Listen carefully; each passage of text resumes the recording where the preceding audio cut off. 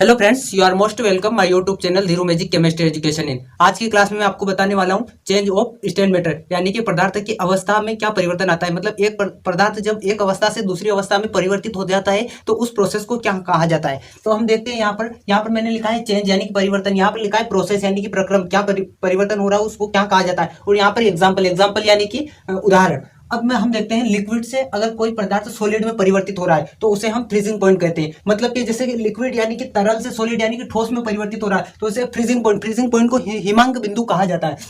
जैसे कि हम बात करते हैं यहाँ वाटर टू आइस, ये क्या हो जाए वाटर से आइस यानी कि जल से कहीं में परिवर्तित हो रहा है, या आइस यानी कि बर्फ में परिवर्तित हो जाता है। इस प्रोसेस को फ्रीजिंग पॉइंट कहा जाता है। ये 0 डिग्री सेल्सियस पे होता है, 0 डिग्री सेल्सियस पे। अब हम बात करते हैं सॉलिड टू लिक्विड। जब कोई पदार्थ ठोस अवस्था से लिक्विड अवस्था में परिवर्तित हो जाता है तो उसे मेल्टिंग यानी कि गलनांक कहा जाता है। जैसे कि आइस ठोस होता है, बर्फ ठोस होता है और वो वाटर यानी कि पानी में परिवर्तित हो जाता है। इसी प्रकार से हम देखते हैं लिक्विड टू गैस। जब कोई तरल पदार्थ गैस में परिवर्तित हो जाता है तो उसे वेपराइजेशन यानी कि वाष्पीकरण कहा जाता है। ये 100 डिग्री सेल्सियस टेम्परेचर से ज्यादा होता है। जब पानी के टेम्परेचर को 100 डिग्री सेल्सियस से अधिक कर देंगे ना तब पानी क्या हो जाता है, वाटर वाष्प में परिवर्तित हो जाता है, हमें छोटे छोटे धुआं के रूप में दिखाई देने लगता है। अब हम बात करते हैं गैस टू लिक्विड। जब कोई पदार्थ गैस अवस्था से लिक्विड यानी तरल अवस्था में परिवर्तित हो जाता है उसे कंडेंसेशन यानी कि संघनन कहा जाता है। जैसे कि वेपर का मतलब होता है वाष्प, वेपर का मतलब होता है वाष्प, वाष्प से वाटर यानी पानी में परिवर्तित हो जाए। जब वाष्प के टेम्परेचर को बहुत लो यानी कि कम कर देते हैं ना तो उसे वो वाटर में परिवर्तित हो जाता है। अब हम बात करते हैं सॉलिड टू गैस। जब कोई सॉलिड ठोस पदार्थ है